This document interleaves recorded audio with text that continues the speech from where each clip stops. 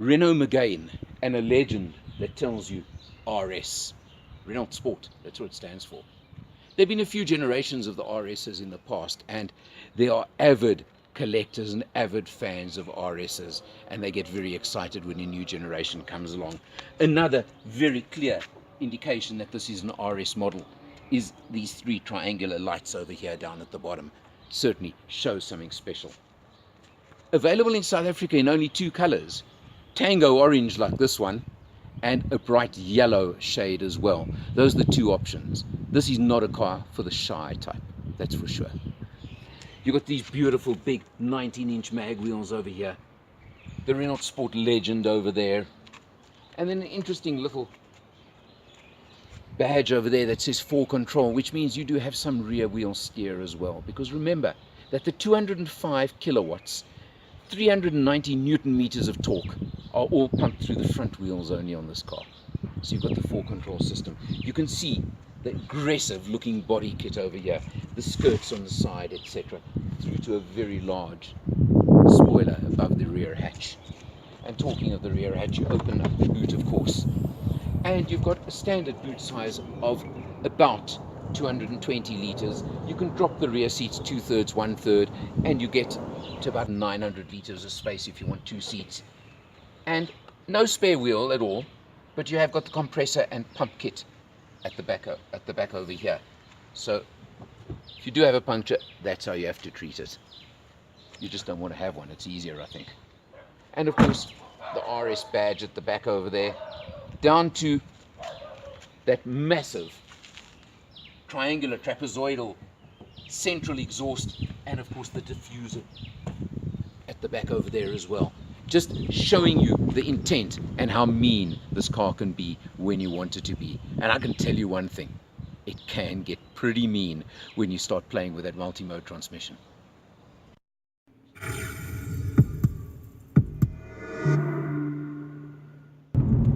Obviously, being a performance hatch and a genuine hot hatch, the Megane RS is a little bit hard on the ride, but we're in comfort mode right now.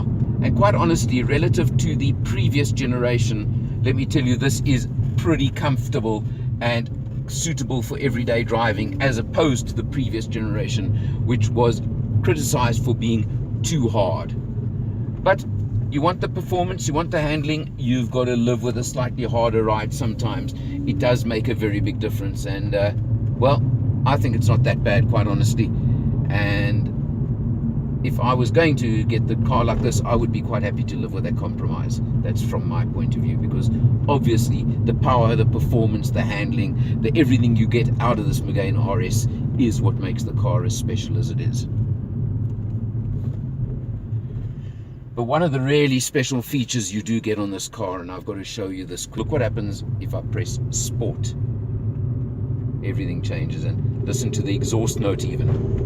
Hopefully you can hear that quite clearly, and you can pick up that exhaust note and hear the difference on the sound effect that the car makes when you put your foot down. Just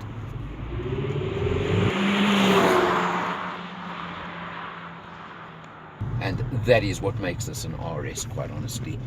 There is even a race mode, or you can personalize and mix them together, but I haven't even dared try race mode. Launch controls, if I had to go into all the menus that come up on all of these features and all of these functions over here, it would take all day to go through them. But let me just tell you, this can be used and treated as a genuine track car, and I saw one on the track the other day, and let me tell you, it's quite something special to watch and listen to it going around a little handling track at Geratech. It's already something pretty special.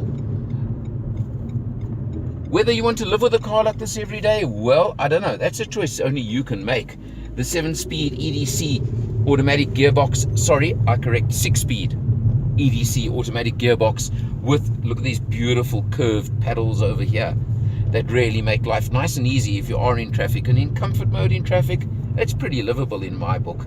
I don't think it's a major problem at all. Sports seats, and they really are body hugging sports seats. May make it a little bit difficult to get in and out of the car, especially as you get that touch older, but they are very, very comfortable, and they certainly do hold you well priced at 550,000 Rand. And interestingly, the same price whether you take the Lux model with a 6-speed EDC auto box or the Cup with a harder suspension and the 6-speed manual at the same price. It's obviously a choice only you can make. I recently tested the Honda Civic Type R, which puts out a little bit more power, not much, is even more over the top in looks, and that comes in at 640,000 Rand, so 90,000 Rand more than this one.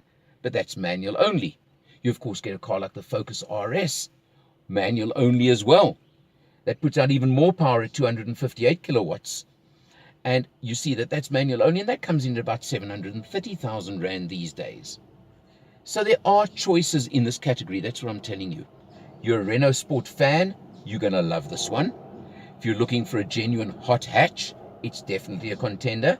And then you've got to decide between manual and automatic, whether it's a Sunday toy or whether it's going to be your everyday car.